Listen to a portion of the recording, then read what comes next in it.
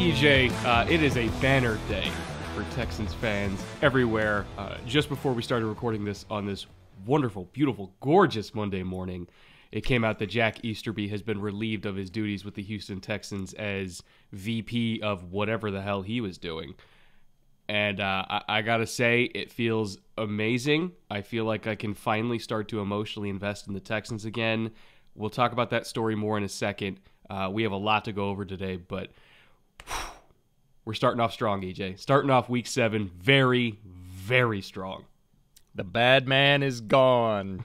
Bang the gong. Bang it loudly.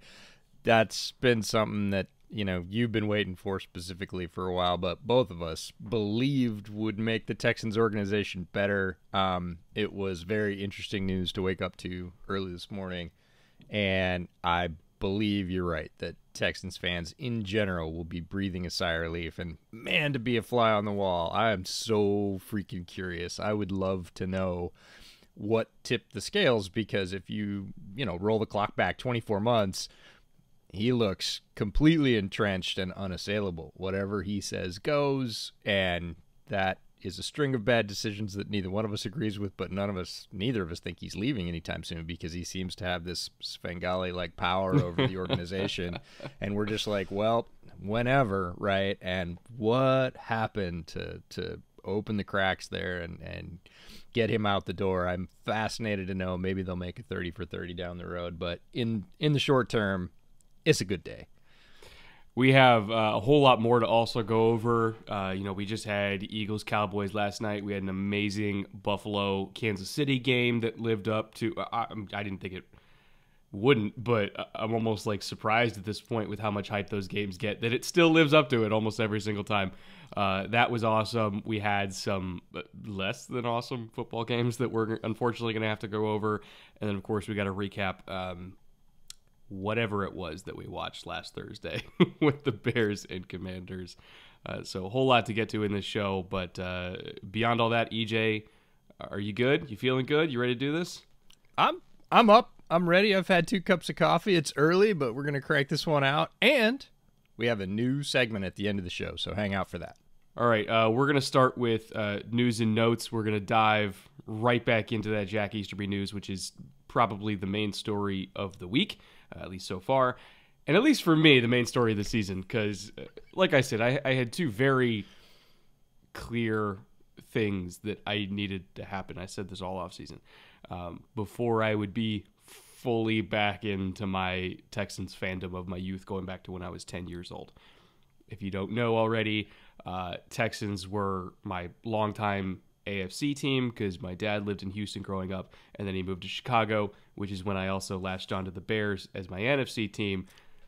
So my father is apparently a sadistic man who wished ill upon me for saddling me with these 2 teams. But, the Texans came first. They were my first love in the NFL.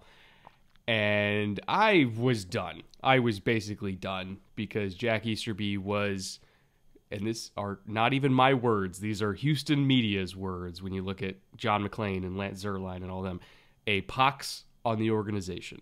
He was as toxic gets.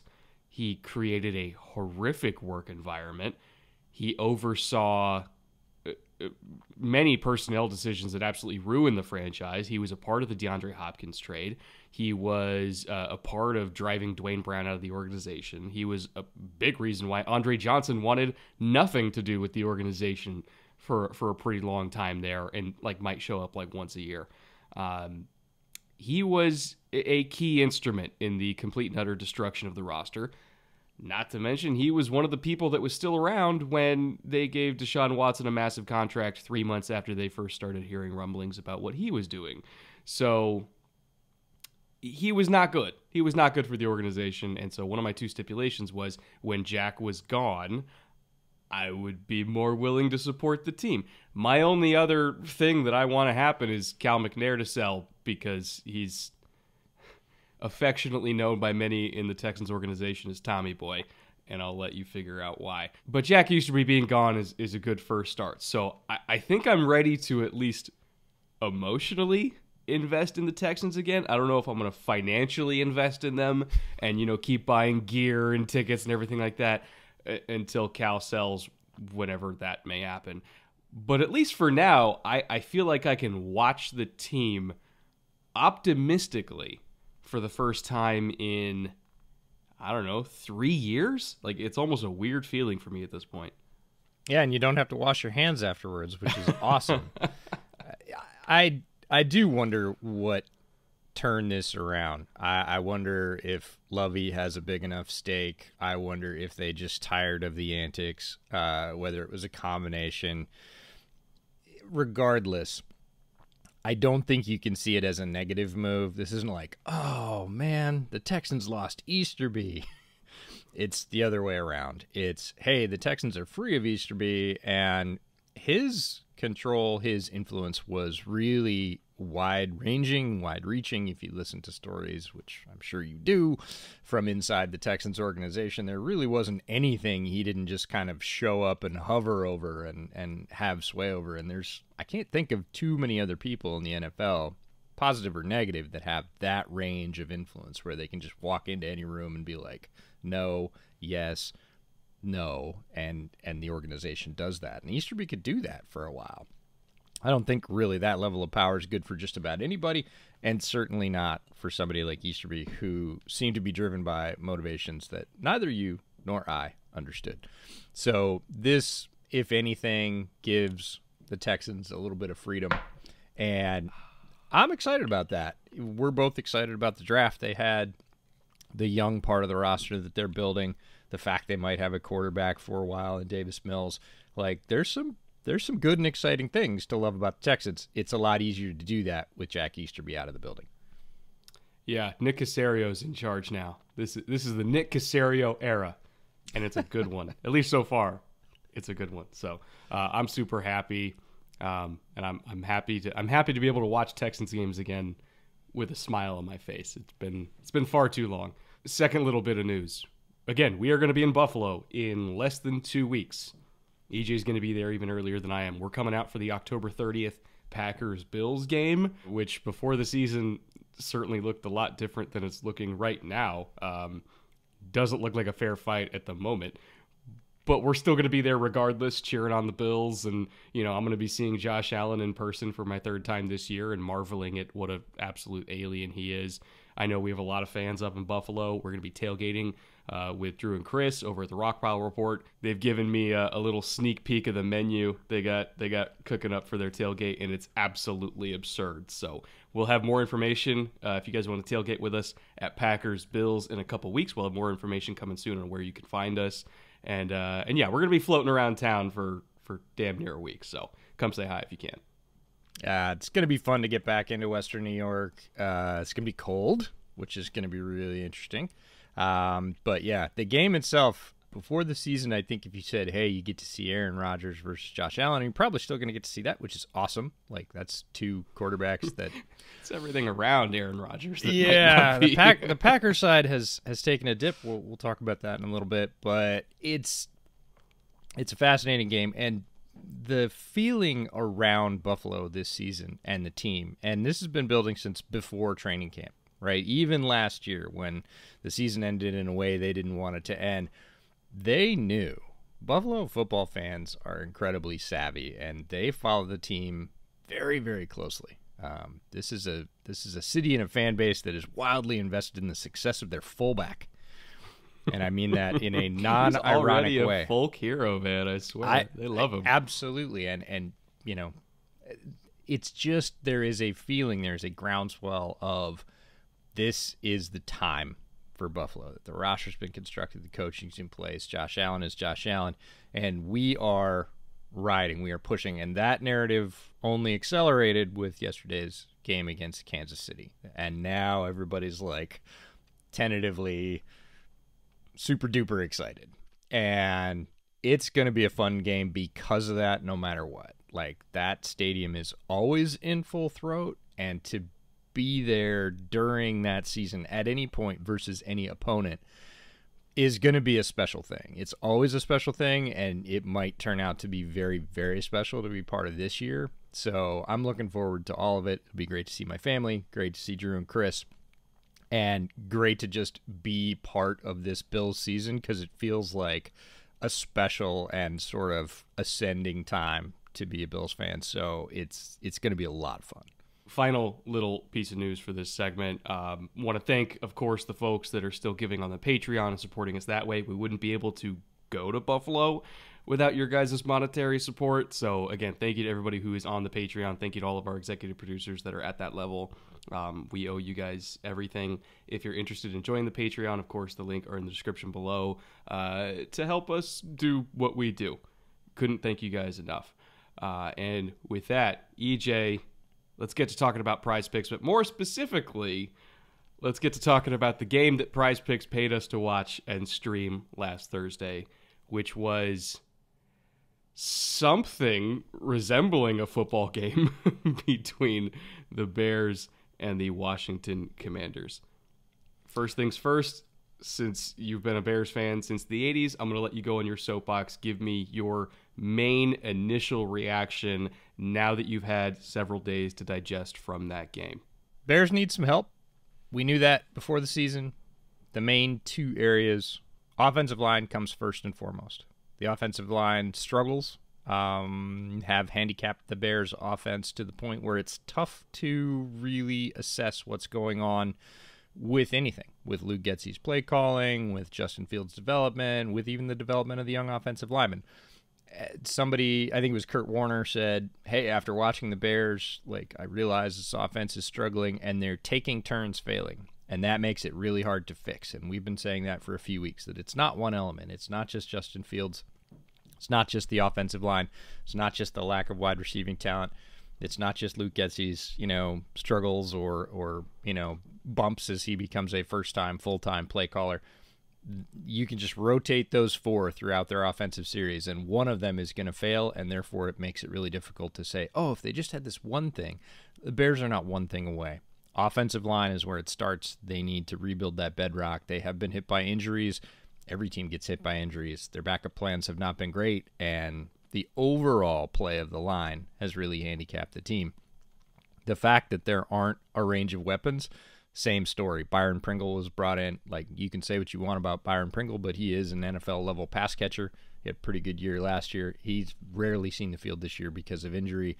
Darnell Mooney's there, but he doesn't have a lot of help.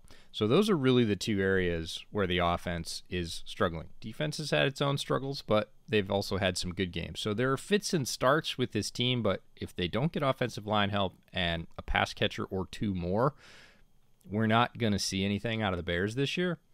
And that may be the gig, right? That may be the deal. We'll know by the trade deadline.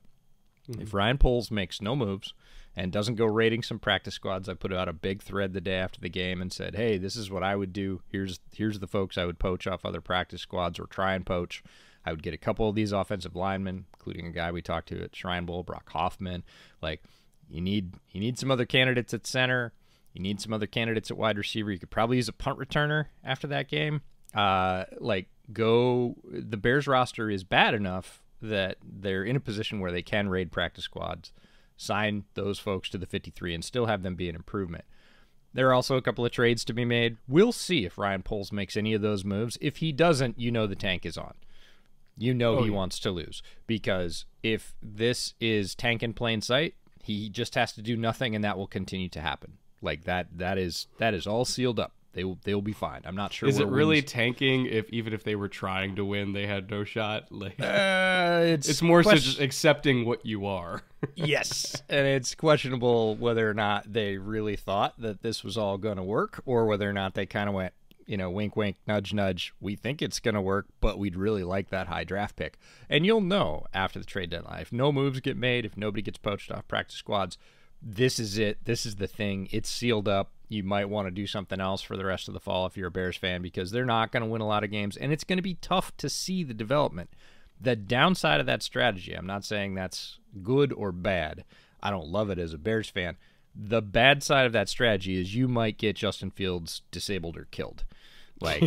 He's gonna be maimed because he plays tough and he takes some hits he shouldn't, and then he takes a lot of extra hits on top of that. And if you don't want him to be thoroughly damaged, physically, mentally, gun shy, seeing ghosts, all that stuff, I'm not sure that you could just stick him behind this patchwork line for the rest of the season and not have that happen. He is a tough guy. He is a smart guy. He's a very resilient guy. Obviously, we saw him get up from some pretty massive shots in the Commanders game alone. But the toll of an entire season that way could be irreparable. And that's something I do worry about. So that's the downside of that strategy. The upside would be you could build some base here. You're not going to build a winner. You're again, too many things away for that to happen. But you could build a young base to then go into next season with your absolute truckload of cash. It's minimum $100 million. It's up to $140 million with a few moves. $140 million in free agency next year. Now, you can say what you want about free agency being not the place you want to build a winner. I would agree. You got to build some of the foundation, the base, the building blocks here. And you can do that by grabbing some young players off practice squads, giving them a tryout in a season that's basically lost, and seeing if you have anything, seeing what else you need to spend those dollars on, seeing what else you need to spend those draft picks on. It's both, and good front offices are aggressive in all areas. If there is radio silence from the Bears front office, you know what's up. I would echo most of those points. And if you look back at the Prize Pick slip that I did on stream for this game, both before and also the halftime one, I kind of did the slip according to that, like expecting all that. The over-under for Justin Fields completions was 13.5, which is outrageously low, and yet it was dead on because he got 14. Like, I barely got one by the skin of my teeth. You know, Mooney, the over-under for him was 43.5 yards. He got 69 because they started targeting him downfield finally. But Brian Robinson, I went all in on Brian Robinson because I was like, this is a very average at best. Like, on their best day, they are an average run defense. You look at their metrics from 4-down fronts, which is what they mainly play against zone runs, which is what a lot of people attack 4-down fronts with, is outside zone and inside zone.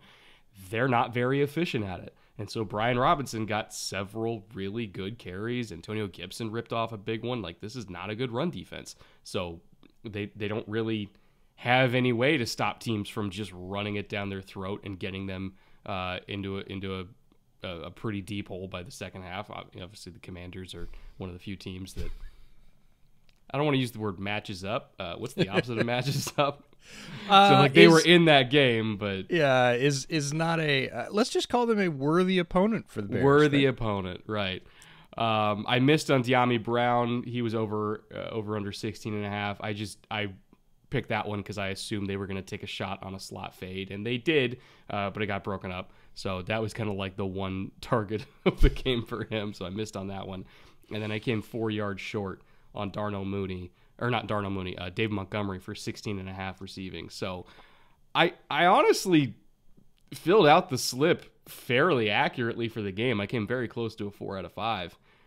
But the fact that it was your quarterback completing 14 passes, your essentially number one receiver getting over 40 yards, your arguably best running back hopefully getting over 17 yards receiving, like, that's the over-unders for this offense right now, and they're barely hitting them. So, yeah, they're in rough shape. I think it all goes back to the offensive line. It's still growing pains isn't even the right word. They're just bad. Like, Lucas Patrick was getting run over. You know, Mustafer's been bad this year. Tevin Jenkins, we're still trying to figure out exactly why he's constantly in and out of the lineup, and even within the same game, they're like rotating him sometimes. Borum's been bad this year. Braxton Jones has had people run through his chest basically every week for the last few games. Like, it's been horrific across every single, regardless of who's been in there, because they've had a whole bunch of different combinations.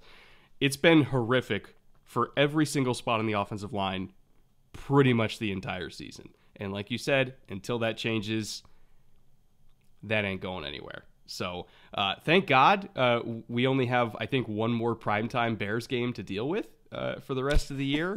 That is a mercy killing as far as I'm concerned. And I do think that they are going to be one of the worst teams in the entire league for the rest of the year, because this was like the one stretch where I thought they could have got some wins, and they're they're not getting them. So hopefully this week's Thursday game, which is Cardinals-Saints, can be at least a little bit better. And both of those teams have their issues as well, but by God, they're nothing like the Bears and Commanders. So hopefully this Thursday is a little bit better. Hope you guys come back for this Thursday stream as we break down that game live and give whatever analysis we can in real time.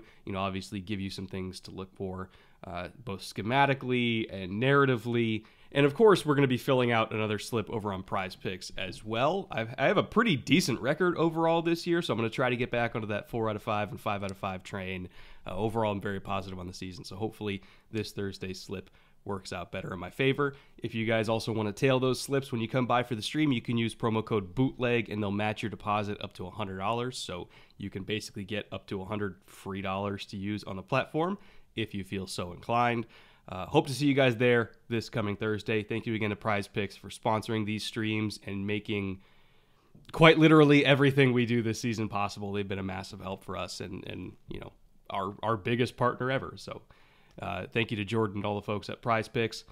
With that, EJ, I think it's time we get to some more positive stories, and that's going to be 3 Up.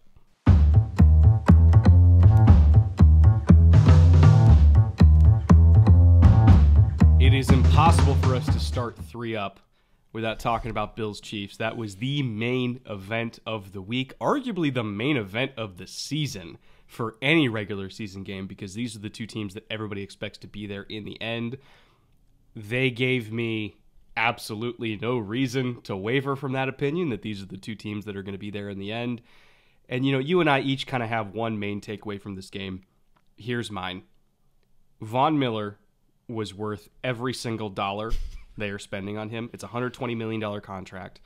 Technically a 3-year deal, not necessarily a 6-year deal, depending on how it's written and everything like that. But even if it was a 6-year deal, he's worth every single dollar, because they brought him in for this kind of game, which is we are in the fourth quarter.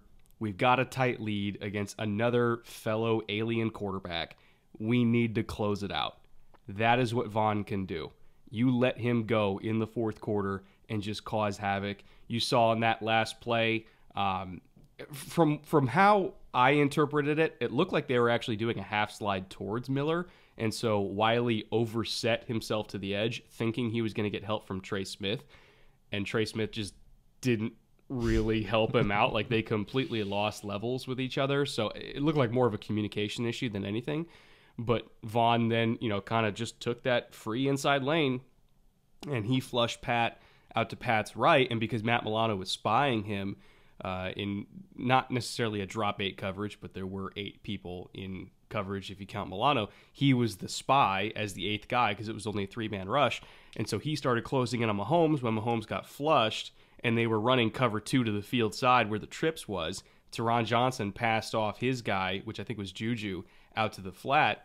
And so then when Sky Moore was coming across on the shallow, Teron was like, okay, I'm just going to drive on this. Pat didn't see it because, again, he was running for his life from Von Miller, and he had Milano closing down on him. And he threw a pick that ended the game. And that is the kind of play they brought Von in for, which is cause havoc, force quarterbacks into mistakes, and let this very talented secondary capitalize on that and finish games that, to be honest, they were struggling to finish at times last year. Mm-hmm. And I think that even if, elderly Von later in this contract is not what he was in his prime, if his addition this year gets them a Super Bowl ring, which I think is very possible, I don't think they're going to care at all, because this year is what they're in for. And anything that happens after this season, if they win that ring, not going to matter. He's so savvy. Like, Von Miller, watching this game, he is so savvy. We talk about veteran savvy. We talk about experience. We talk about knowing when to turn it on. And Buffalo's using him the right way, knowing he's at the point of his career where he is. Like, this is the perfect match of a team going, you are exactly what we need, and we know what we're getting and what we're not getting. We do not have to play you 800 snaps this year because we have a very talented defensive line. We're going to bring you in, and you're going to come in for, like, I don't know, 25, 30% of the snaps. I don't know the snap total percentages, but not a lot. And you're going to just be that, change up fastball, curveball, everything, because Von Miller has every move there is, right? He knows, and he can just come in and be like, you haven't seen anything. I haven't even faced you yet. It's my first rush. Okay, I can use this one for setup, but when it comes down to the third quarter, the fourth quarter, like, he looks like he's easily going to get 2 sacks every game out of like 16 rushes. Yeah. And he just, because it's Von Miller and he's able to stay fresh. And I would agree with you that it is a key addition, and his match since he got to Buffalo, not only with the city, but also with the team, and saying, hey, I don't have to be the guy that's coming in on a huge contract that has to have all this production. I need to do key things and help the rest of these young guys out who are awesome. And it's just such a good match. You see so many free agency additions that aren't. There's unrealistic expectations on one side or the other, or people think just because of the money they are something that they are not actually. Nah, this is lock and key stuff. It's so cool to see, and it definitely made a difference in the game yesterday. My main takeaway is that this is a massive shift in the AFC. Might not seem like it, but last year's matchup between these two teams, game of the year, everybody in the entire league watched that game and went, holy cow, this is the thing. This is the matchup. This is the rivalry. Those are the two quarterback sort of archetypes that you're shooting at. If you can, good luck. And if you can't, better be able to do something else. So we knew this was going to be that kind of game. We talked about going to this game this summer. We didn't quite make it happen. Kind of wish we had.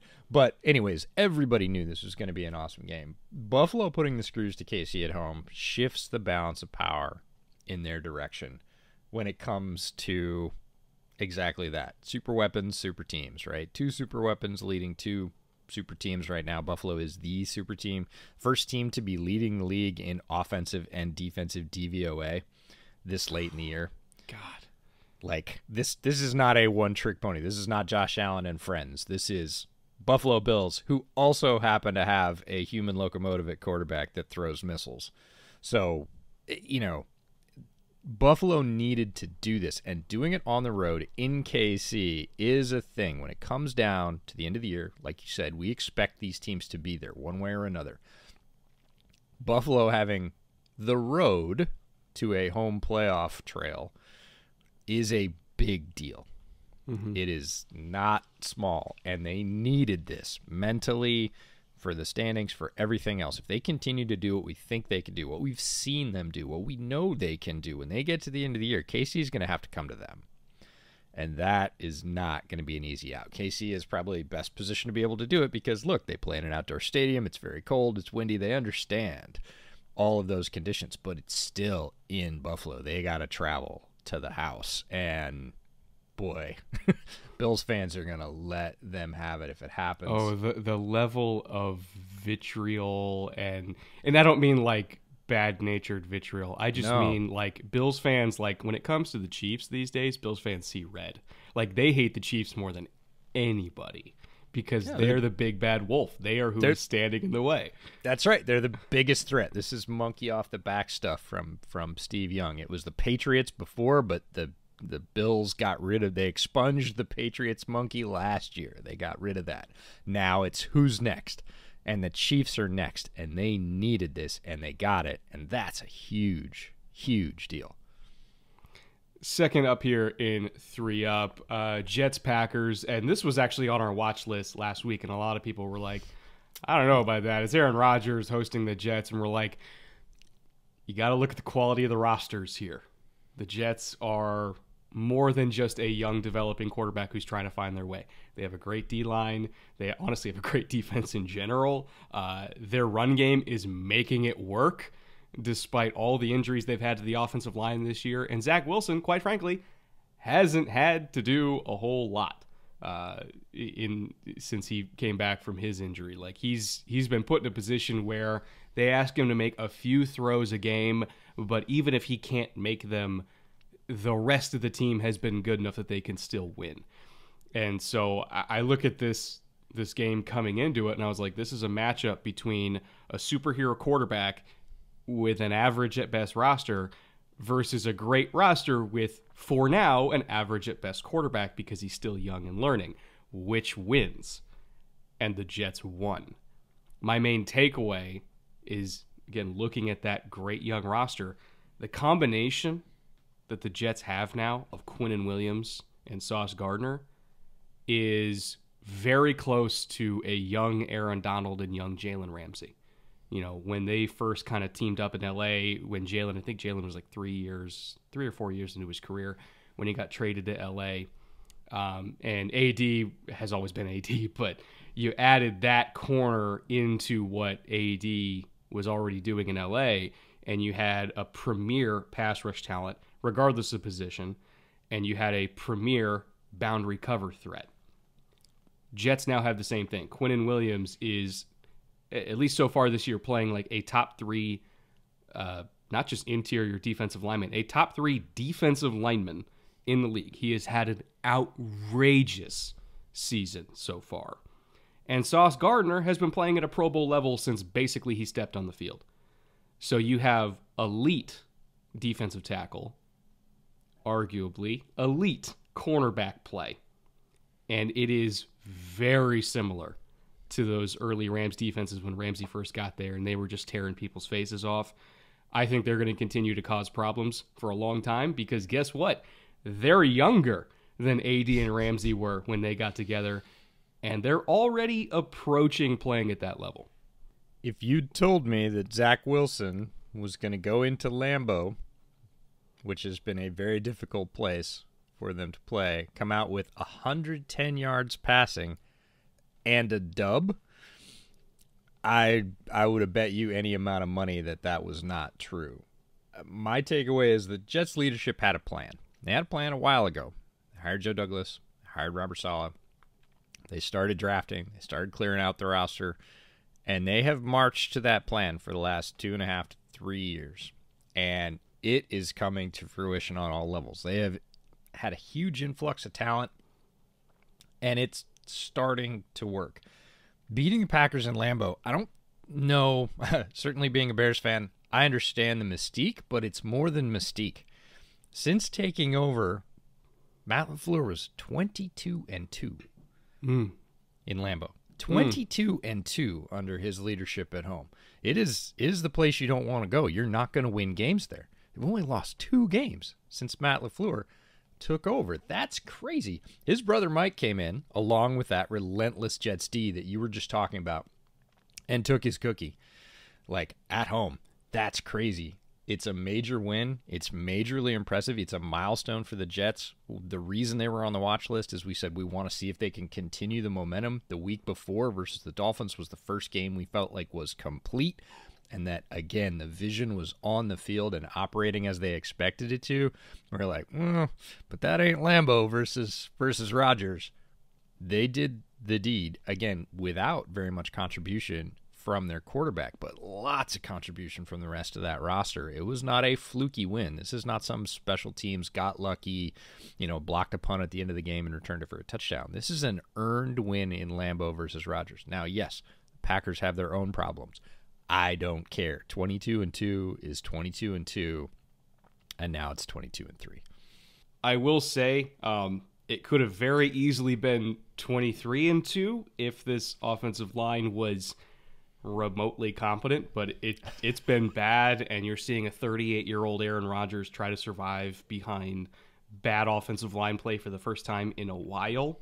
Like, even Elton Jenkins hasn't been playing super well. Bakhtiari hasn't been playing up to his normal level, which I know he's coming off a long injury, but like, even the 2 guys that you're supposed to be able to count on have not been themselves. The interior has just been falling apart. Like, it's been bad. Run blocking, pass protection, everything. It's been bad. And I think looking back at a lot of the games where Green Bay has had success in the past, even when the pass game wasn't working, it was because they were able to lean on, at sometimes even patchwork offensive lines. Look at the Cardinals game last year, and they were able to run the ball with Aaron Jones and A.J. Dillon and still put it together. They couldn't do that this year. And really, they haven't been able to at all. And so as long as the offensive line plays like this, they're not going to be functional on offense. They just won't be. As happy as you are about the Easterby news, I am maybe 1/3 as happy as that, because that's a bigger deal organizationally. I am 1/3 as happy as that because, oh man, the Packers tears have been flowing since yesterday. people are saying they're so used to success in Green Bay, and this is just a measure of how much they've achieved and how good a team they've been for so long. Their calls for LaFleur's firing on social media yesterday. Whoa. Come on now. I'm not kidding. Packers are not good losers. They've had no experience doing it, and they're very inexperienced in this category. And so any deviation, the offense has struggled. We talked about the Packers' struggles a little bit. The tears are flowing in Green Bay, and the reactions are seismically off the charts and out of whack for what's actually occurring, because this is their first little stumble, and so kiddos lost their lollipop, and they are upset in Packers land, and that is, as a Bears fan, pure mana, because we've had the shoe on the other foot for a very long time. And you mentioned Aaron Rodgers getting beat up. He looked sad yesterday, and look, he is not a spring chicken. We all know that. It's getting cold, and he is not used to being on the turf. He is like Tom that way. He does not like getting hit, and he got landed on fairly early, and you could see him get up and just working out his chest, working out his shoulder, and it's cold, it's a long day, and he got hit a bunch more, and he got harassed. And that is not the way that he likes to play football. It never has been. It's always been the key to guys like Peyton and Tom and whatever. It's like, you want to get to him, hit him early. Hit him. That's going to upset him. And he looked upset. He looked sad. He looked a little bit broken yesterday for the first time in a very long time. Again, that is a feather in the Jets' cap. And, yeah, Packers fans are scared because, the old saying, if you can make God bleed, people will cease to believe in him. They made God bleed in Lambeau yesterday, and Packers fans are upset about it. Just take heart, Packers fans. As bad as it is now, it could have been so much worse if you were starting Jordan Love. So, you're doing okay. You're doing okay. I don't think that's going to be much salve in Cheeseville this morning. There's some great sadness. I don't listen to sports talk radio, but if I could port in Green Bay sports talk radio this morning, I might, just instead of a third cup of coffee. All right, number 3. The other New York team. We just can't stop talking about them. Giants, Ravens. My main takeaway from this game is, first of all, I cannot believe Big Blue won this fucking game. Like, down 10 in the fourth quarter to the Ravens, you just lose. Like, their win rate in that situation is like 90%. Like, you just straight up lose in that scenario, and they refuse to die. The same thing happened a week before that against the Packers. They're down like 17-7 or 17-3, whatever it was in the first half, and they won't go away. And I think it's been a phenomenal coaching job by Brian Daboll in terms of how he makes shot plays accessible to Daniel Jones. He does a lot of the same stuff he did with Josh Allen in 2020 when Josh Allen first started kind of getting it together, where it's like, hey, we're going to lean into play action. We're going to give you these deep crossing routes that are essentially one-on-ones, but more makeable one-on-ones, because it's more about leading laterally than trying to layer the ball in vertically. Like, it's a very accessible shot play. And they're running those constantly, like so many crossing routes. And, if the first two aren't there, you're always going to have a check down underneath. And then when they really need a play, they'll dial up something funky with Saquon to get him out of whatever rut they're in. Pass protection's been up and down this year, but mostly better. And I look at this comeback against the Ravens, and they will not go away. They are constantly in every game. And all they needed was just like a couple good plays from the defense to get them back on the horse. And Lamar was very careless with the ball in the fourth quarter. He was running for his life and threw up a prayer deep down the field that he did not have to. That got picked off and, set New York up for another red zone possession. And then Kayvon Thibodeau strip sacked him late in the game because Lamar was, again, moving around the pocket, holding the ball out like a loaf of bread, like 3 feet from his body. So Thibodeau, swatted it away as he ran by him. And then Thibodeau tackled Lamar so he couldn't go after it. And, again, they recovered and ended the game. And so the resiliency of this team is what really floors me and impresses me, because they never believe they're out of it. even with that roster and all the injuries they've had to the receiving core, they never believe they're out of it. And Brian Daboll, to his credit, has not allowed them to be out of it. It's just an incredible story, an incredible team so far this year. How far they go, I have no idea, but I'm well past the point of counting them out at this point. Like, I'm letting it ride because this year was supposed to be a rebuild anyway. Fuck it. Who cares? I'm ready to root for the Giants because it's just a fun story. It's a great story, and my main take's going to echo your main take. And first, I'll start with Bears fans' tears because we called for Brian Daboll to be the coach in Chicago on Bears Over Beers from the year before when he had interviews and then went back to Buffalo for one more year. And then he came up in the coaching cycle again, and we're like, that's the guy we want. We love what he's done with Josh Allen. We really think he could do the same thing with Justin. He ends up going to the Giants, and the Giants are reaping the benefits. We talked about it in the offseason when he assembled his coaching staff. We said, man, that's an impressive group. Like, Daboll did a good job. He put together a really good staff, and he and that staff have been able to do something with the Giants so far that's remarkable. If anybody had them at 5-1 at this point in the season, I didn't see him. Right, and I pretty much watch all of NFL media. Nobody had the Giants at 5-1. Nobody in their right mind. Daboll has had some early wins and gotten that team believing, and you can see it on the sideline, and now they all believe, and that's everybody. Defense, special teams, offense. But the big point, we said, the crux move here is going to be getting Daniel Jones to look like a competent NFL quarterback regularly. Because, look, Daniel Jones, with protection, throwing deep balls, has always looked really good. It's been the with protection throwing deep balls that's been the problem. They're limiting his liabilities. Those deep drops and full field reads without protection, they're either max protecting or they're moving him. They're putting his mobility on full display. When they get him out to the edge, they'll run him. It's like, check these two, half field read, and if not, run, because you can pick stuff up, so go for it. And they love Saquon, but they also hate Saquon, which is they're using him every chance they get. There is no we should save Saquon for later. He has 140 touches, 771 yards. It's like 25 touches a game. I don't remember the last time I saw a running back at 25 touches a game. Running, passing, they're using him for everything. The decoy. Yesterday you said they'll dial up something funky. They had a 2 tight end, 3 back set that they threw a running back wheel out of. Oh, was that the one where it kind of looked like Philly special, but Daniel Jones kept it and then hit the wheel off of it? So they have tight ends flanking the line.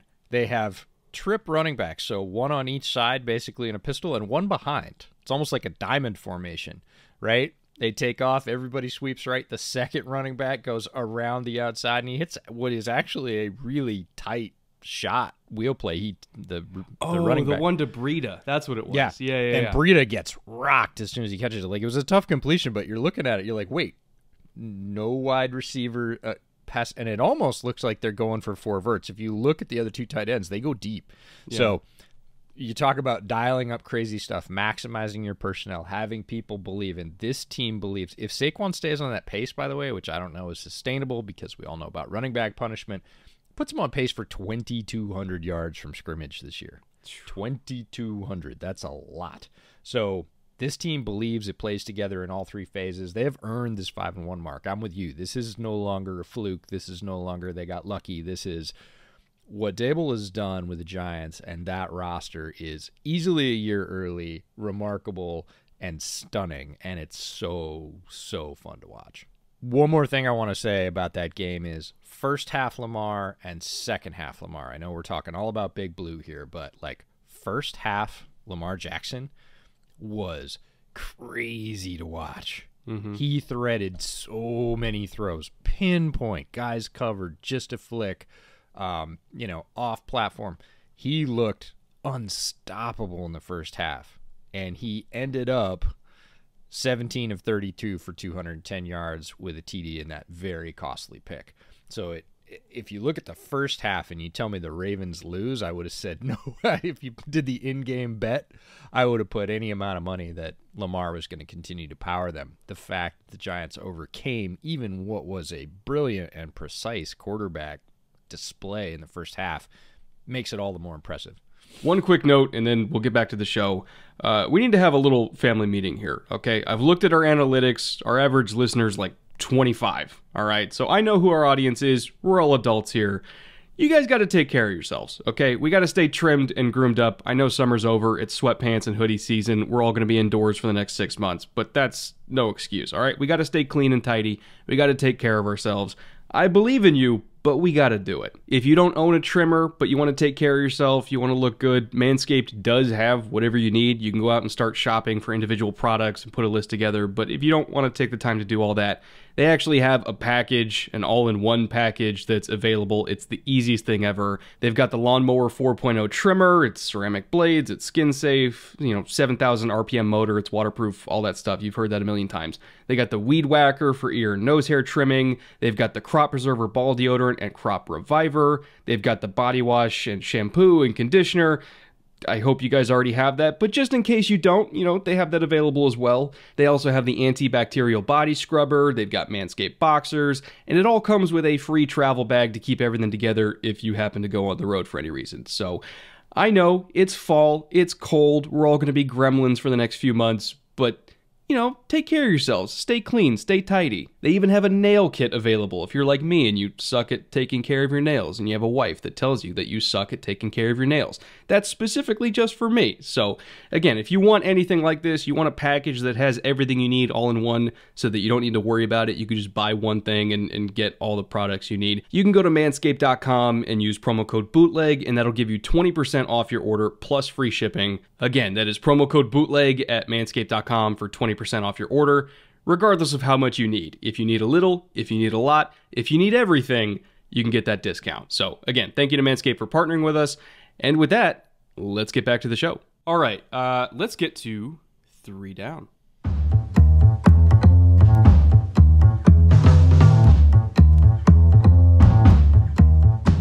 Three down number 1, the Cardinals offense, which we will be enjoying live this Thursday night again on the Thursday night stream here against the Saints. The Cardinals offense did not have a good day against Seattle. In fact, I'd say they had a particularly awful day against Seattle.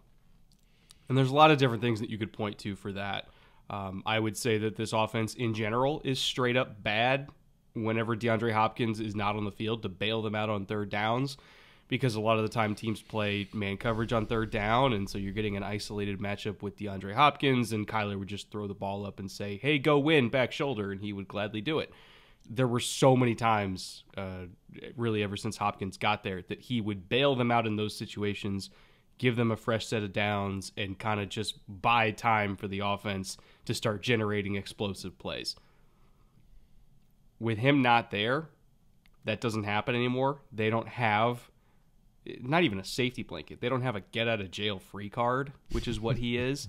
They were 4 of 16 on third down. They were 1 of 5 on fourth down. They also got picked off on fourth down when, again, Kyler tried to take a shot one-on-one in one of those isolated matchups that happened to be against Tariq Woolen, and Tariq Woolen picked him off because that's just what he does every week now, is he gets an interception. But beyond just the lack of having Hopkins, it's also a Kyler Murray problem. His field vision has been terrible. I mean, just terrible. Outside of a few select fourth quarters, he's been just bad this year. Like, there was a mesh call on 3rd and 6, which, like, it's mesh. He's been running that since he was 14 at Allen High School in Texas. It's like an air raid staple, and it's been an air raid staple since the 80s, going back to BYU.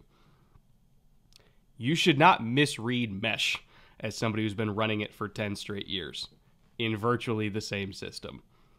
And yet, somehow, he completely missed the underneath shallow route in mesh, just didn't even look at it, missed the over-the-ball route, didn't even look at it, and instead threw it to the other shallow, which is generally just supposed to be used to pick off the underneath shallow, threw it to him, and it got tackled short on 3rd and 6, and I mean, everybody else was wide open, and he just wasn't seeing the field. And it's always been kind of an issue with Kyler where he doesn't see the short and intermediate middle of the field, but like, it was egregious in this game how terrible his field vision was.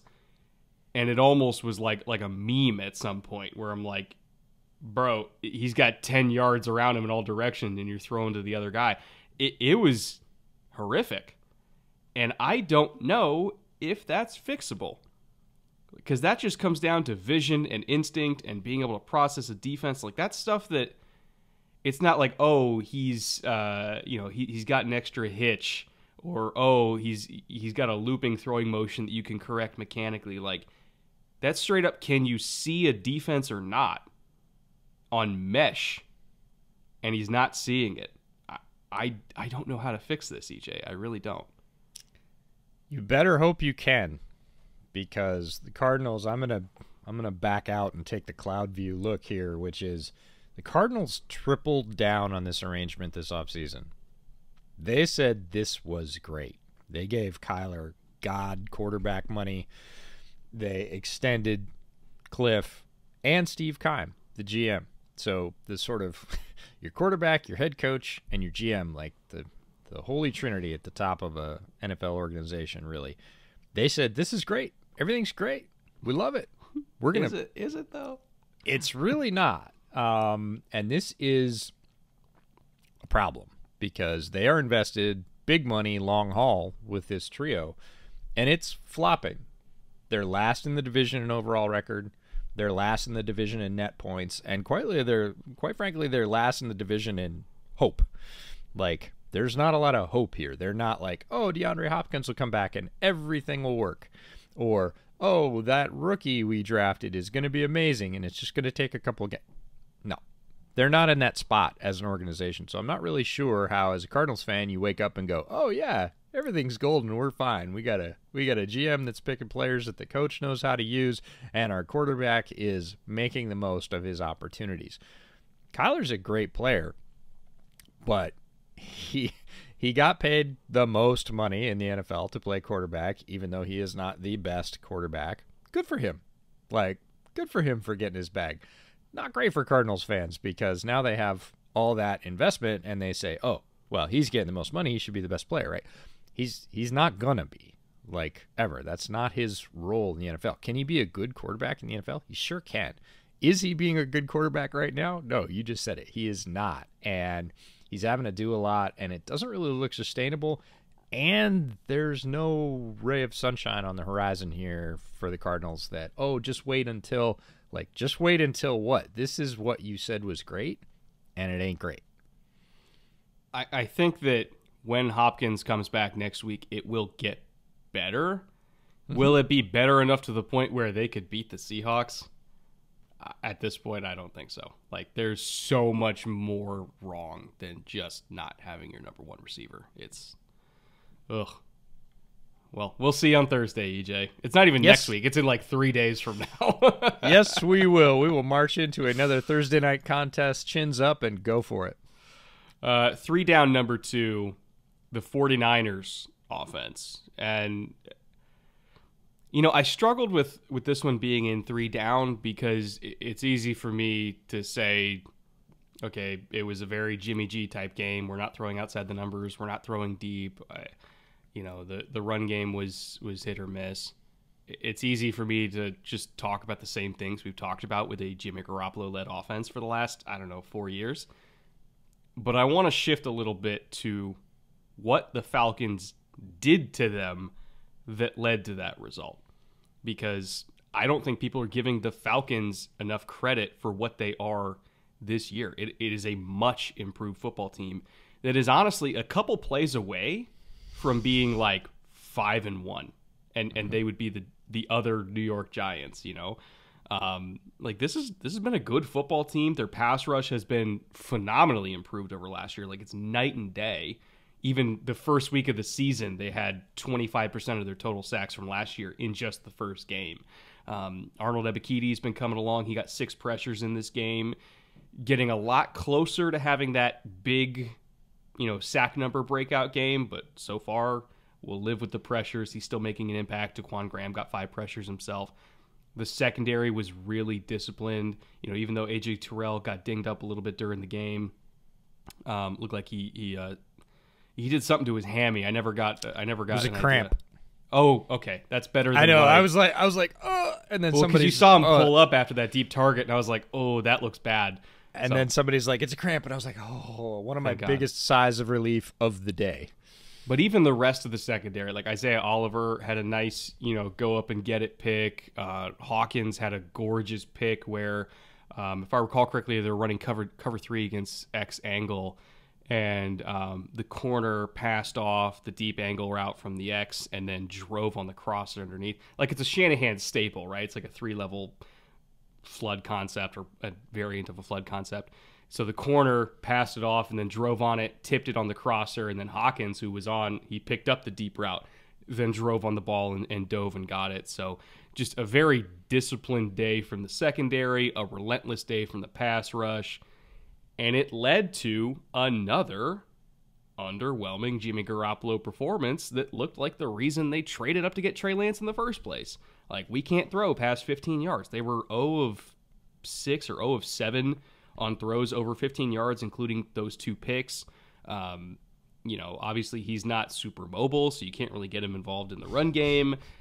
Like, it's a very inconsistent offense with him at the helm.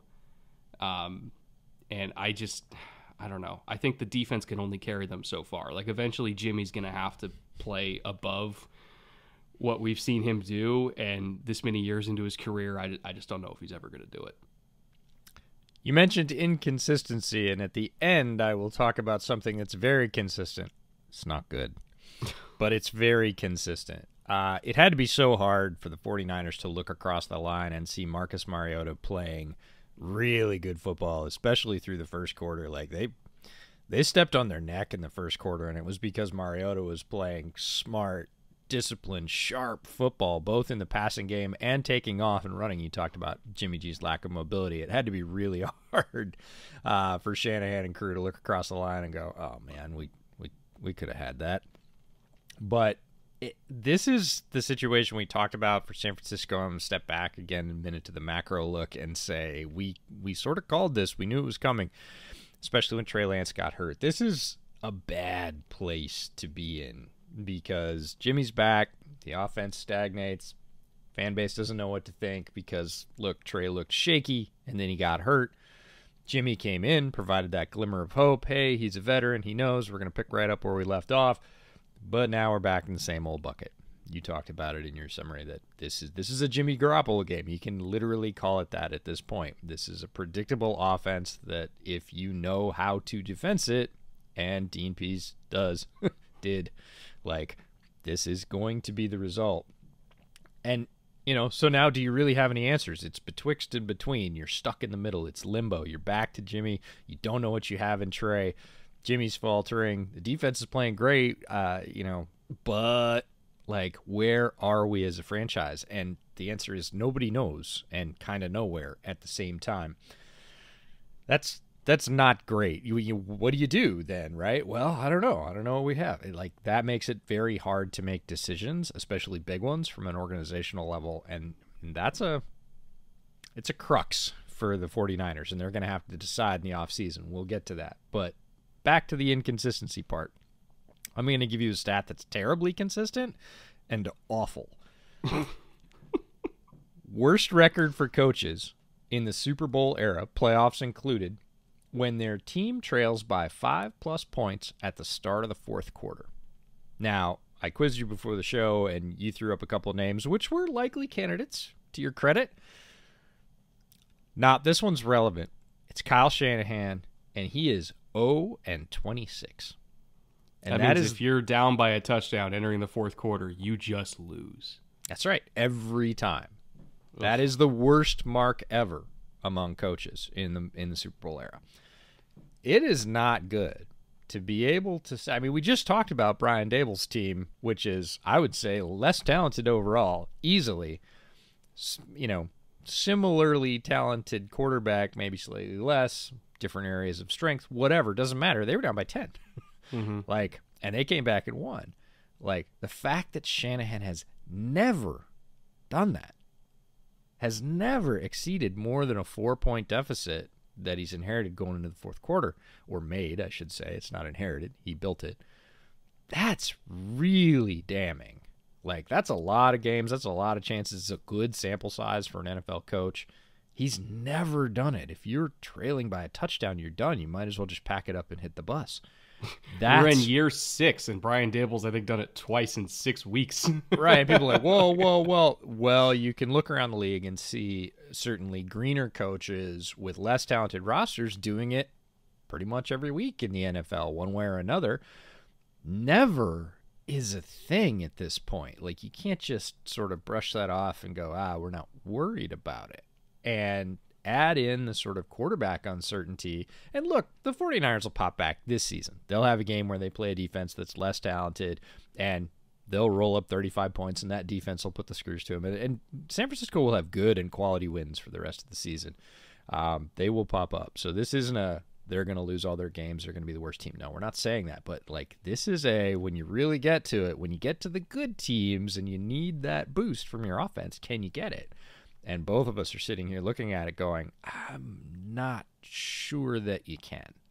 I just think it's a very imbalanced team because they have been so reliant on their defense to keep things close. So reliant. Like, you look at the Denver game, for an example, where it was two teams going back and forth of like, no, you win it. No, you win it. No, you win it. But their defense has been, really the main reason they've even been in this game. Or really in any game. And this was the first time, and admittedly, the defense does have a lot of injuries they're dealing with, Mosley, Bosa, all that. Like, I get it. But at the same time, Marcus Mariota didn't throw an incompletion until 10 minutes left in the fourth quarter. So, regardless of the injuries, you're getting cut up that badly. At some point, a team needs the other side of the coin to land here. Like, they can't, the defense is gonna have some games like this, whether through injury or through, playing a superhuman quarterback where they're gonna get lit up, and they need the offense to win them a game for once, and they just aren't built to do that. Either the defense wins it for them, or they just don't win. And so, like, I predicted this team to go to the NFC Championship game. I still think they have a decent shot of doing that just because the defense. But as long as the defense is banged up, like, they might fall so behind in the conference that it could be tough sledding for them to do that. Because right now, truth be told, the best team in the division is Seattle. Like, they're straight up the best team in the division. They're the most complete team in the division. They've had the best quarterback play. The defense has been, but, like, other than that, like, Seattle's the best team. And I don't know. As long as the 49ers are this banged up on the one unit that's actually fucking functional, it's tough for me to think that they're gonna stay in this fight. Finally here, 3 down, number 3. We have the Buccaneers offense. And I was actually planning on going to this game once upon a time, about a month ago, before I got sick. And then I got sick and fell so far behind that I just couldn't make the trip out. But I was actually going to go to this game because I thought it was going to be a dogfight. And even my expectations were shattered in this game because the Steelers' defense, which by the end of this game, they were down Minka and their top 3 starting corners, and TJ Watt. So, like 5 starters, all of them the most important starters? And they were down all of them, and they still played their asses off and mostly handled Tampa's offense and held them to like 4 straight field goals in the red zone, kept them to 18 points overall. They allowed that late touchdown to Lenny where Lenny did Lenny things and ran over people. But, like, even Devin Bush on the 2-point try, like, Devin Bush made a play. Like, Highsmith was all over people. Cam Hayward was, oh my God. Like, Cam Hayward had one of the most ridiculous games I've seen from him, even by his standards, in a long time. Like, Wormley made plays. Like, the Steelers' defensive line, as banged up as this team is, took the game over. And Tampa couldn't block anybody. Tom was getting harassed. The run game was, like, Lenny had a couple nice plays, but other than that, they mostly held the run game down. And it was just a remarkable defensive performance to keep this game close. And yet the even more shocking part of it was the Steelers defense was playing like that. The Steelers held a lead with like 100 something total yards in the second half. And then Pickett got hurt. Mitch came in, and Mitch Trubisky was the spark that sealed the game. He had third down conversions of 3rd and 11, 3rd and 15, and 3rd and 16, all in the second half to Chase Claypool. The defense did their part. They just needed the offense to keep drives going long enough to survive, and Mitch Trubisky did it. Like, Mitch Trubisky won the game against Tom Brady. Down 3 corners, Minka and TJ Watt. This was one of the weirdest games of the year. And yet, also because of all those crazy elements, one of the most entertaining games of the year, just because of how improbable it was. Yep. If you thought Mitch Trubisky was going to be giving the winner's interview at the end of this game over Tom Brady, raise your hand and buy me a lottery ticket. And over Kenny Pickett. Right. You know, Kenny had been claimed the starter and should be the starter going forward, I think. But Mitch can do this in spots. He can come in, and those 3 big third down conversions, I saw most of them individually live as they happened, and I looked up and I thought, oh, man, Mitch is on a heater. Like, it happens. It doesn't happen all that often. He can do it. He has that ability. We've talked about it in the past, but it was all coming together. The Bucs looked out of sorts. The Bucs don't normally look out of sorts, especially since Tom Brady arrived. They managed to right the ship. They managed to rally and keep sailing forward and make those conversions happen. They have a ton of talent, and they don't normally go into troughs or slumps. They did. They couldn't keep drives going. Brady was fiery, tried to rally the troops on the sideline. A lot's been made out of that, and it didn't work, which is also really rare. Usually when Tom says anything in a loud voice, like, people go, holy shit, it's Tom Brady, and they get their shit together. It didn't make a difference. Pittsburgh kept the pressure on, and it kind of looks like, and I'm going to say it, we've said it before, we can maybe see the horizon here for Brady and Rodgers. There have been leaks this week that Rodgers is like, I don't know if I want to keep doing this. And then he has that game against the Jets where he gets pounded.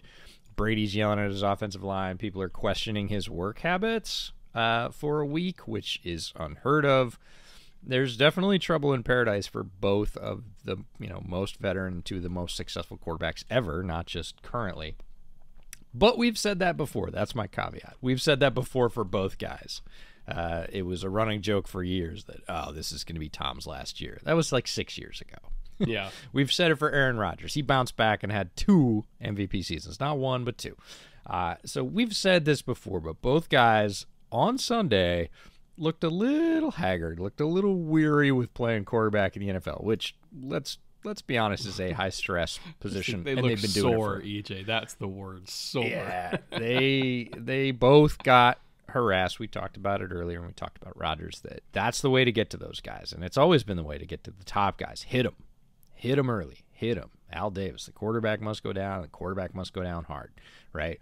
Like, it's hard to do in the modern NFL without getting penalties, but on Sunday, both guys got hit early, both guys looked frustrated, both guys lost. And, this is, I want to credit Pittsburgh. I don't just want to say, Tom faltered and so Pittsburgh got a win. No. Pittsburgh, we've been saying, again, they didn't disguise anything. We've been saying that for weeks. Like, they lined up and said, okay, beat us with our second stringers at corner. Beat us with our second stringers dotted in along the defensive line.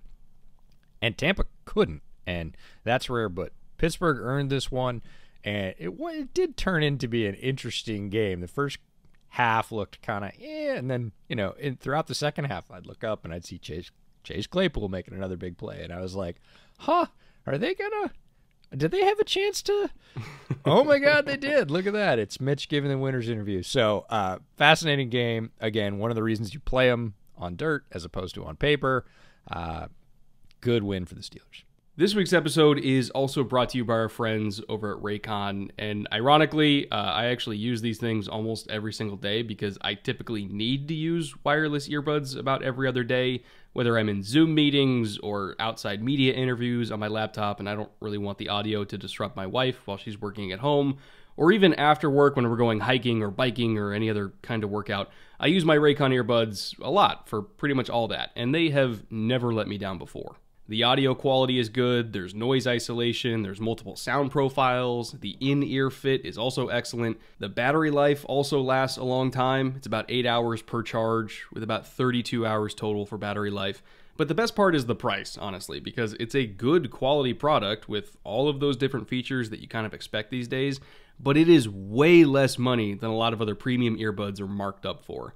It's, I'm not even kidding, 30% of the cost, because you're not paying extra for, branding and status and all that kind of stuff. So if you just want a good set of wireless earbuds and you don't want to pay, $250 or more for them, just go get some Raycons. You can go to buyraycon.com and use promo code bootleg15, and that will give you 15% off your order. Again, that is buyraycon.com using promo code bootleg15 for 15% off your earbuds.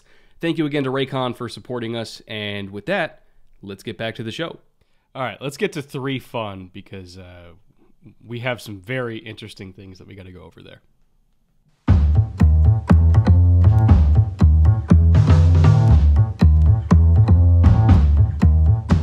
3 fun, number 1 this week, EJ. The Colts offense finally worked. It actually looked functional. Matt Ryan, put up 34 points. He was 42 of 58. 58 pass attempts, 3 TDs, no interceptions, thank God, for once. Pittman went off. He had 13 for 134. Deion Jackson ran tough, 10 for 79 receiving out of the backfield. Paris Campbell had 7 catches. I don't know if he's ever had 7 catches before. And then we had some young guys who were bootleg favorites. Jelani Woods caught another touchdown. Alec Pierce sealed the game with a big old moon ball to put the game away in the final seconds of the 4th quarter, which is exactly what they drafted him to do, which is go beat press and go win a jump ball for us. And he did that. I believe it came against Shaquille Griffin, by the way, who, fun fact, got targeted. It's a very fun fact for me, at least. Fun. Got targeted 16 times in this game, which is basically the equivalent of, like, where's my bitch? Where's my bitch? Like, find my number that I'm going after and just throw to him over and over and over again. Like, it was very clearly the plan of the day is find Griffin, target Griffin, and profit. And they did that. Boy, they did that. Yeah, the NFL is ruthless in that way. If there is a guy that is not having a great day or is injured or just doesn't play well against a particular scheme, route, or person, NFL teams will run right at them and run them over relentlessly until you change, stop it, or take them out of the game. And the Colts did that, and good for them. It was good to see this offense be what we predicted it would be over the summer when they added Matt Ryan and they brought in the draft haul and they already had Pittman. We were thinking Taylor was going to be there, but Deion Jackson been a revelation over the last couple of weeks. He is a really talented player. His rushing stats yesterday were super pedestrian, but he made up for it with 80 yards receiving. Made big plays all the time. And all of the receivers did. Like, everybody got in the game. If you told me they were going to let Matt Ryan off the chain at this point and let him throw almost 60 passes, I would have been like, that sounds like a losing strategy based on how he's been playing. Nope. He hit his stride. He was hitting receivers, all his receivers, all over the field. The young guys did their thing. Alec Pierce basically did his T. Higgins impression, which is why they drafted him. That was a gutsy play at the end. It looked like they were just going to drive down, get the field goal, grind clock. Nope. They're going to go for it on 3rd and long, and he's going to convert it, and that's it. They walk out winners. That's what teams do when they're feeling good. And the Colts aren't feeling great, so it was good to see them sort of flip the script, see the other side of the coin, see all the things, all the cylinders working in unison to power this Colts offensive engine forward. And, it's a good day. We've been on them really hard since the beginning of the season, rightfully so. They've been terrible. It was nice to see it turn around on Sunday and go, ha-ha, that's what I meant. That's what I thought it would do. 3 fun, number 2. And we mentioned last segment that Seattle might be the best team in the NFC West. A big reason for that, beyond Geno Smith, having the time of his life out there right now, is the Seahawks rookie class is playing very similarly, or rather providing the same value of that Saints legendary rookie class when they had Lattimore and Kamara come in, and it completely, changed the franchise in one draft class. Seahawks are having very similar success. Kenneth Walker had his lead back debut yesterday. He had 21 for 97. He also got another touchdown, 2 more catches for 13 yards, and just from a talent perspective, showed why you and I thought he was the best back in this class. His change of direction skills, his contact balance, he's a special kid. Their offensive tackles are both rookies, Abe Lucas and Charles Cross. Charles Cross was a top 10 pick, what they got in the Russell Wilson trade. Abe Lucas, they took him. Sorry, EJ, I got to do this. I know. They took him 1 pick after Chicago took Velus Jones, by the way, in the 3rd round, and he has been even better than Charles Cross. He has been a very, very steady, solid presence at right tackle. Boy, Chicago could have used one of those this year. But you anyway. Think? Both of their rookie corners that we speculated in the offseason were going to get significant snaps ended up just becoming their 2 best corners almost immediately. Kobe Bryant and then especially Tariq Woolen. Tariq Woolen might be the defensive rookie of the year. He's going at it right now with him and Sauce are probably the 2 top candidates, but Tariq Woolen's been a revelation. I'll put up the clip here of his interception in the 4th quarter where I swear to God, you put a Richard Sherman jersey on him, you wouldn't be able to tell the difference. He looks so much like young Sherm, who just also happens to have 4.2 speed. He's ridiculous talent. And then that's not even everybody. Boye Mafe, Tyreek Smith, Bo Melton, Tariq Young, they all might be contributors down the road. We could very easily be talking about this draft class as one of the best draft classes in franchise history. And considering some of the classes they had roughly 10 years ago, that's saying a lot. It's a major factor. You talked about Seattle being the best team currently in the division. Getting this much contribution this quickly from one rookie draft class, not common, folks. If you don't follow the draft, certainly not like we do. If you get 1, 2, even 3 rookie starters, you're doing really well out of any draft class. And that's just if they're playing, right? Not contributing at the level we talked about. Kobe Bryant has 4 forced fumbles. Tariq Woolen has 4 interceptions. We're 5-6 games into this season. Those are rookie corners. Both the rookie offensive tackles have had their struggles, but they've also had their highlights, and they are solid and playing. Kenneth Walker really is just, it's pecking order. Pete loves his running backs. They've had some injuries. Kenneth Walker's made some little contributions, but you've just seen little sparks. Sunday was okay, you're going to get all the carries. He showed that deadly second cut that I talked about pre-draft. He looked every bit like I was in a bar full of Seahawks fans, and they got to see really their first full dose of him, and there were loud cheers when he touched the ball. He looks different carrying the rock for them. It's the reason that Seattle is where they are this season is that they took all that draft haul from Russell Wilson and everything else they've saved up, and they spent it well for the first time in a long time. John Schneider has kind of gone off on his own for a lot of these drafts previously. And we said right after the draft that Seattle was one of our favorite draft classes along with the Texans because of this class. And they are proving that early and often. And it's really awesome to see. Seattle is a much more fun team to watch this year. Just from the fun meter, they're not my team, but for the last couple seasons, they've been a little bit harder to watch. I don't really care that they're winning. They're a fun team to watch this year. Speaking of fun teams, 3 fun number 3. We might have a legitimate quarterback controversy brewing in New England. I'm not all the way in on the whole Bailey Zappi should start over Mac Jones thing, because Mac Jones, again, had a pretty good rookie year and I think deserves consideration to come back and prove that he can do it. But I'll be damned, Bailey Zappi's looking pretty good in New England. And if you told me back in January that Bailey Zappi, the Bailey Zappi that we were familiar with in the pre-draft process, if you told me that he was going to be this in New England, I would have laughed in your face, especially considering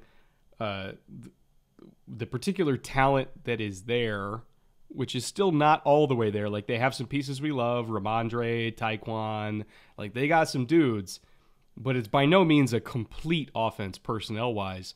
And then they're being coached by Matt Patricia. If you told me that Matt Patricia and Bailey Zappi with Tyquan Thornton were going to do this, I would have laughed in your face. And yet here they are. Like, Zappi's looked fantastic. Like, his movement in and out of the pocket has been great. Like, he's really been fantastic at feeling pressure and kind of protecting himself and not running himself into unnecessary sacks. He's been accurate. He's been aggressive when he needs to be, but not overly aggressive. Like, he understands his limitations. And, you know, Tyquan Thornton, who finally had the game now that there's, I don't mean to cheer on injuries, but there has been some injuries. And so Tyquan kind of got a chance to get in there. And you immediately saw why they drafted him where they did in the red zone. Like, he had a phenomenal release against press in the red zone, shut off his footwork, one inside, got the touchdown, you know, caught a nice deep cross from Zappi earlier than that. Like, everything is actually looking functional. And going into this year, I didn't even think we were going to get that. All summer, all we heard was this offense is fucking awful. And now here they're like, I get it, the Browns defense not good, but I mean, for God's sake, Bailey Zappi's putting up 30 points. So credit to the Patriots coaching staff, credit to Zappi himself, credit to the young guys for stepping up, credit to the offensive line for playing better. Like, this is an actual, not just watchable, but fun team to watch, just like Seattle. And that is far more than I expected this year. Zappi stepped right in, and again, based on my pre-draft evaluation, I wouldn't have said that even if he had been able to attain this level, which I was absolutely not certain of. I would have never have said that he'd do it right away and look like he'd been doing it for weeks. Bailey Zappi is the first rookie quarterback with a 100-plus rating and wins in his first 2 starts. Ever. Like, ever. Insane, He's the only one. And it hasn't been a fluke. Like, that's the thing. You look at him and he's like, yeah. Like, He's on the field. He's like, that's right. That's what I do. Like, and his ball placement, which was a strength in college, ball placement, accuracy, timing, all that's been on display. But while processing a new offense with a new set of teammates in a league that is a much higher echelon in terms of athleticism, that's not what rookie quarterbacks do. That's why the game looks too fast for them. That's why the moment looks too big for them. Neither of those things have seemed to affect Bailey Zappi at all. He's like, yeah, which is wild. It's just so weird and really cool if you're a Patriots fan because, look, regardless of what you think of Mac Jones, when he's healthy, he is a very good quarterback. He will probably be back in the top spot. He earned that last year. But you know now that if he gets dinged up, you have a very good chance to win with your backup, who you picked up late for basically zero draft capital. This is a massive win for the organization. It's a big feather in the cap of Matt Patricia, who we have heaped plenty of, we'll call it negative praise on early throughout the summer. Earned negative praise. Absolutely. We were not the only ones. New England press in general was saying, I don't know about this, and we were too. They've found a way, and more than that, they are humming right now, and that is something else to see with Bailey Zappi at quarterback. Yeah, it's just been remarkable. And also, by the way, it's a good thing for Mac Jones, too, that they're winning, because that's pushing the timeline back of when he comes back from his ankle. So, like, it's actually good for Mac that Bailey's playing well, because he then gets more time to be healthy. So, overall, great thing for the organization. And with that being said, let's get to the bootleg shot of the week.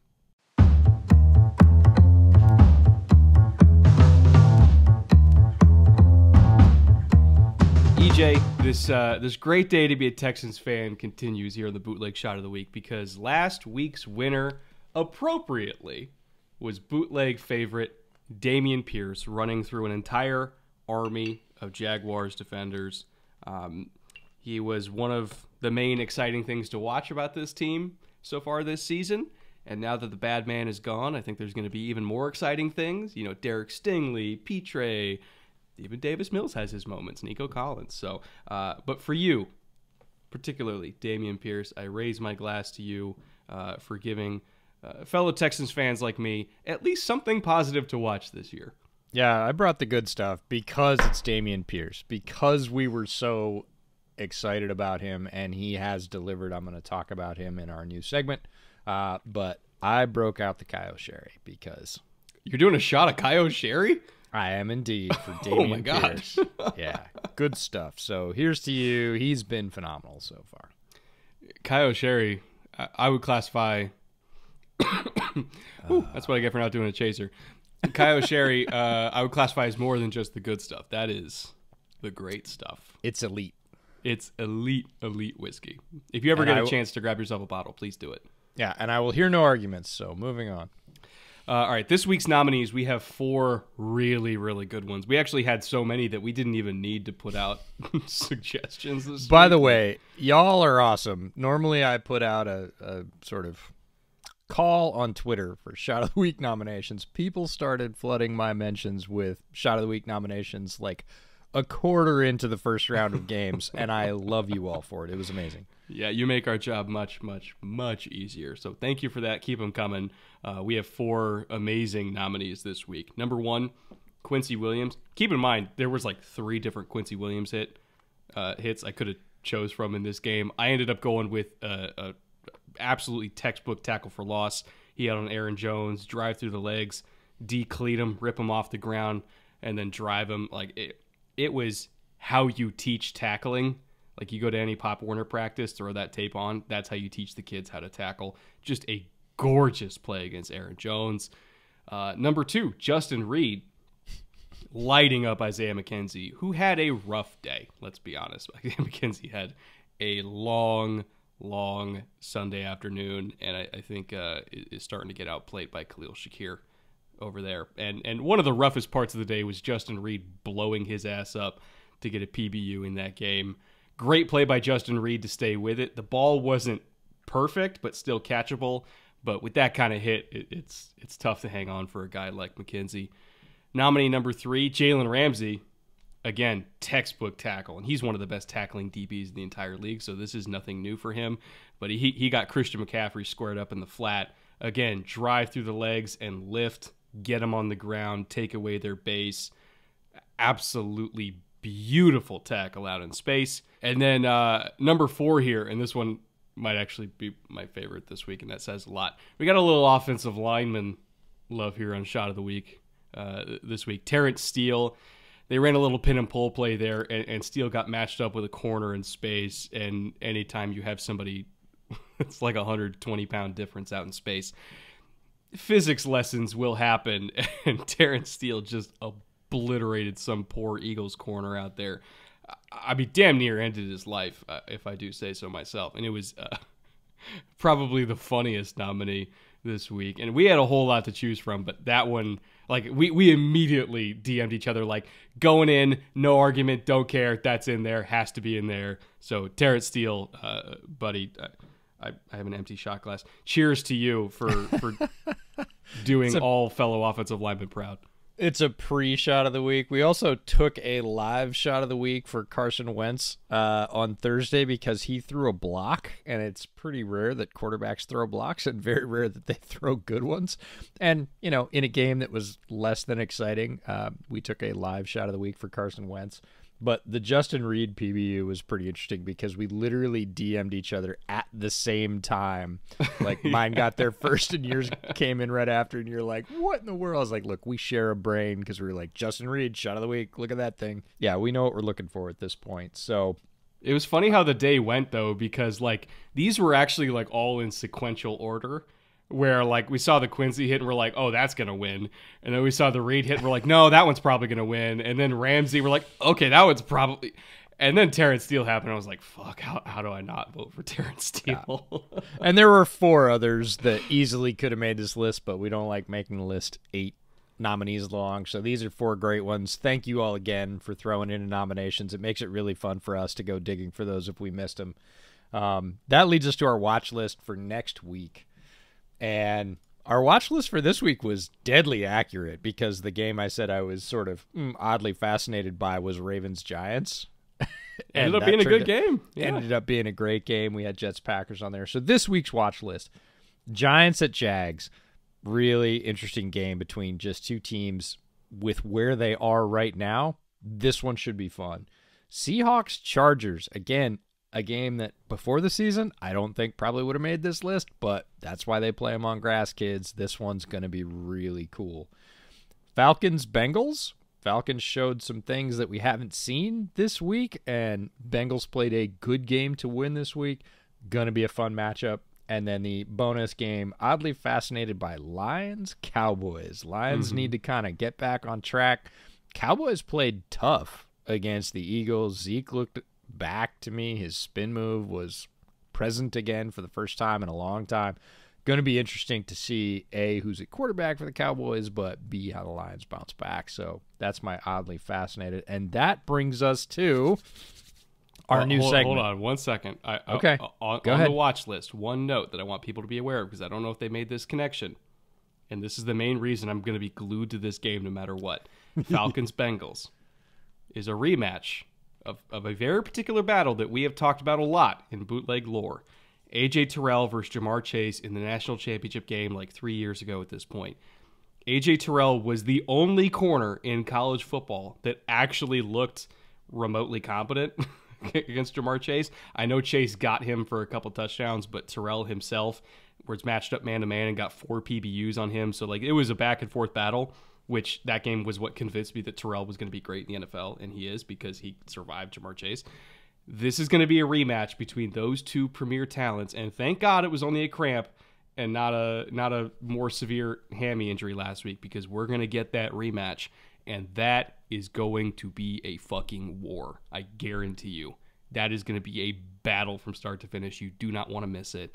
If you have Sunday Ticket, if you have a VPN that gives you access to Euro Game Pass, which is what I use, watch that game and watch that matchup. It's going to be fantastic. But anyway, continue on to last call. Must-see TV. I couldn't agree more. Really, really glad that Terrell's not going to miss it, because that's going to be an instant classic. So, our new segment on the show, which I'm really excited about, mostly because it was suggested by a listener/viewer. That's the coolest thing ever. They said, wouldn't it be cool if you did this? And they had one idea for it. We kind of threw it in the hopper, stirred it around, put a little bit of a bootleg twist on it, and I'm psyched about it. So, new segment on the show. We're going to call it Last Call. You don't gotta go home, but you can't stay here. It's basically our own little 2-minute drill to hop on a soapbox about whatever we want. It is timed, which both of us need. So we're on the clock. I'm going to fire up the stopwatch on my phone. I don't know if our wonderful team of editors will throw up a clock on the screen. They might, because they're pretty good like that. But basically, I'll just give you the high sign when you're done. Are you all set for your initial last call? I am. And I'm going to be hopping on a soapbox this week in praise and defense of Howie Roseman, because he has been much maligned in Philly media over the last several years until we got to this year where, once again, they're a 6-0 juggernaut, and everybody's like, oh, maybe Howie knows what he's doing. Yeah, maybe he does, because listen to these series of trades that he made to get the Eagles into position to where they are now. So he traded away Carson Wentz, who was damaged goods the first time they traded him, let alone when Indy traded him again. Traded away Carson Wentz for a conditional second that could become a first-round pick if Wentz played 75% or more snaps in Indianapolis, which he did. So that then became the 16th overall pick from Indy in last year's draft. They traded 16 and their naturally gotten 19th overall pick to New Orleans, because New Orleans wanted 16. They were trying to get Ammo to move up for Olave. As part of that deal, when they traded away both of their first-round picks, they got the 18th from New Orleans and this next year's first-round pick from New Orleans, in addition to some other stuff. New Orleans then took those picks, again, moved up to 11 to get Olave at the 11th overall pick. So Eagles had 18 in last year's draft and next year's first-round pick as an extra pick in the first round from New Orleans. They used the 18th overall pick to get A.J. Brown, because they're like, screw it, A.J.'s better than every other receiver in this class. We're going to go get him, which proved to be a pretty powerful move. And they still have New Orleans' first overall pick, or first-round pick, this year, which as of right now, the Saints are 2-4 and are slated for the 6th overall pick in the draft. So the Eagles are undefeated at 6-0 with the 6th overall pick in the draft at the same time, and they got A.J. Brown. We bow at the altar of Howie Roseman. He is an absolute master. And I think that all of the slander that was levied his way over the last several years was unjust. He knows how to build a football team. He's one of the best to ever do it. And I think that he has a chance to get his second Super Bowl in a 6-year period because of that. Holy Did I perfectly time that? Shit! Unreal. Coleman nails it. He's like a half second off with the 2 minutes. It's live TV training, baby. When I got to hit a break, I'll hit a break. That might be the most stunning over-under of the day is flat. I'm voting for a push for Coleman on a 2-minute drill. Wow. That is stunning stuff. And what Howie's done with the draft picks has been amazing as well. All right. I will jump on my last call. Rookie running backs going off. Breece Hall's last 2 weeks, 38 for 213 yards, 5.6 per, 2 TDs, and 105 yards receiving. Whoo! He was my RB2 behind Kenneth Walker. Dameon Pierce's last 2 weeks, we just talked about him. Shot of the week, 40 for 230, 5.7 per, also 2 TDs. Strong start. He was my RB4. Kenneth Walker's lead back debut, we talked about it earlier, 21 for 197, rushing 4.6 per and a touchdown. Looked electric in his first starting duty for the Seahawks. Everybody knows that follows me, I love running back talent. This top trio alone gives the league a really fun talent infusion at the position.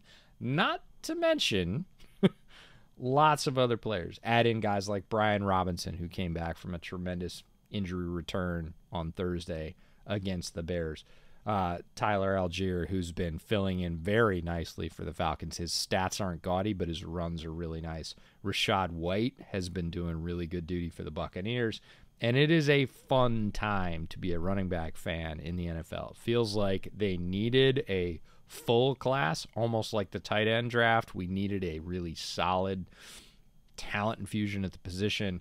We've got top talent. We've got lower round fill-ins. We've got underdog stories. We've got it all. And right now is a really fun time to be watching running back play in the NFL at a time when teams are starting to lean more heavily on running back play.